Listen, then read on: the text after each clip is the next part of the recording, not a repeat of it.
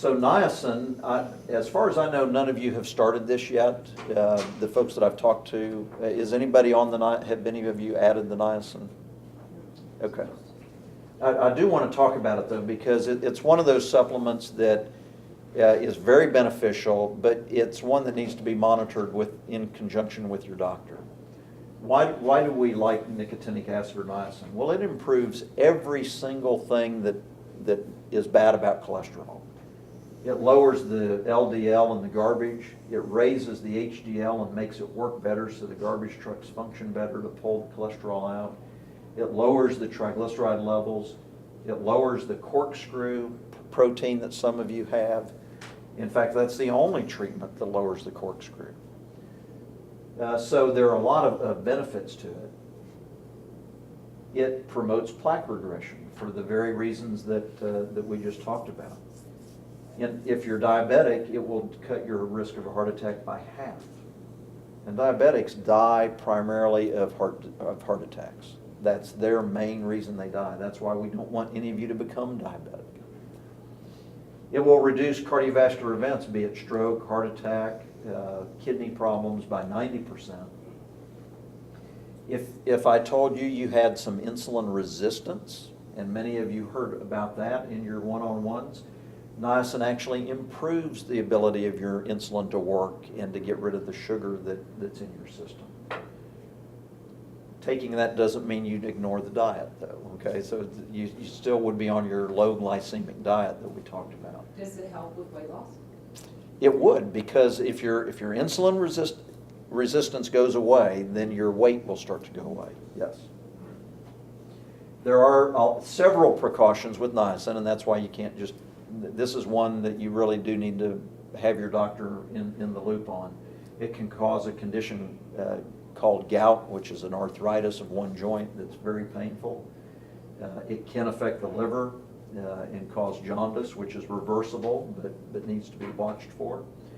It can irritate the stomach, and if you have a history of ulcer disease, you really have to be cautious about that.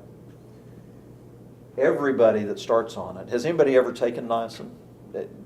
Can you tell us what the flushing is like? Sunburn. Okay. Suddenly, itchy, tingly, crawly, sunburn sort of feeling. It's not an allergic reaction. It's a normal response to high doses of niacin. It's temporary, 15, 20 minutes, it goes away. If you take it every single day, you build up a tolerance to it. I've been on niacin for almost 10 years, and every once in a while I'll have a flushing reaction now, but it's pretty few and far between. It can temporarily elevate your blood sugar. So even though it helps your insulin sensitivity that we talked about, it takes about 3 or 4 months for that to happen. So if you have just started on it and your doctor says, oh, your blood sugar is higher this time than last time, if it's in the first 4 months, don't worry about it. That's a temporary elevation. Bottom line of all of this talk is there's some blood tests that you need to have to find out if you're at risk for any of these things. So don't just take it indiscriminately, even though it's available over the counter, and that's what we'll talk about. Minimizing flushing can also happen by the way you take it. If you take it at bedtime, hopefully you're sound asleep and won't have it. Take it with either some applesauce or low-fat yogurt. That minimizes the flushing. Or even taking it with your fiber supplement. Take it with something cold and non-alcoholic. Alcohol makes you flush anyway, and so this would just aggravate that. We don't want you to take a hot shower or get overheated an hour before or after, because that would make the flushing worse. And you can take a low dose of either aspirin, ibuprofen, or Benadryl with the dose, and that will also stop the flushing reaction. So our approach in our office is to recommend a drug called slow niacin by Rugby, or Enduracin. The Enduracin is, you can buy Amazon.com. It's not on the shelves, but it is over the counter. Niaspan is a prescription drug your doctor could write for you. We start at 500 milligrams at bedtime, and then every month, if you tolerate it well, we add another 500 to get up between 1,000 and 1,500 milligrams.